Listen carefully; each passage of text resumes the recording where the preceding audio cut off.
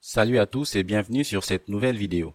Aujourd'hui, je vais vous parler de la faute ou le fait générateur à responsabilité civile, des liens des causalités et des dommages. Mais avant cela, je vous demande de liker cette vidéo pour encourager la production des autres vidéos. Je publie régulièrement de vidéos de droit. Pour ne plus manquer mes prochaines vidéos, je vous demande de vous abonner et d'activer la cloche des notifications. Pour que la responsabilité civile soit prouvée, il faut la réunion de 3 éléments. D'abord la faute ou le fait générateur, ensuite le lien des causalités et enfin les dommages. Commençons par la faute ou le fait générateur. C'est l'élément déclencheur de la responsabilité civile. La faute, c'est la défaillance de l'homme face à l'accomplissement de son devoir.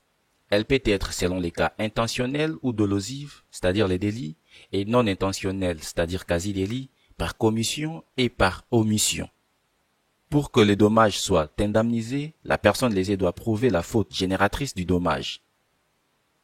Parlons maintenant des liens de causalité. Les liens de causalité, c'est les rapports directs qu'il y a entre la faute et les dommages. Parfois, il arrive que plusieurs fautes contribuent à la réalisation du dommage. Par exemple, une personne renversée par une voiture, ensuite, arrivée à l'hôpital, l'incendie s'est éclaté et la victime succombe. Qui sera l'auteur du dommage? Deux théories s'opposent ici. D'abord, la théorie de l'équivalence de conditions. Selon cette théorie, tous les facteurs ayant contribué à la réalisation du dommage seront responsables. Et enfin, la théorie des causalités adéquates. Parmi les causes successives, le juge va apprécier le fait et ne doit retenir que la dernière cause est celle qui est plus proche du dommage. Parlons enfin des dommages. Les dommages, c'est toute atteinte à la personne d'autrui dans ses biens, ses sentiments ou ses intérêts moraux. De ces faits, les dommages peuvent être corporels, atteinte à l'intégrité physique par exemple. Les dommages peuvent également être matériels, la détériorisation de biens par exemple. Et enfin, les dommages peuvent être moraux, atteinte aux droits extra-patrimoniaux tels que l'honneur et l'image par exemple.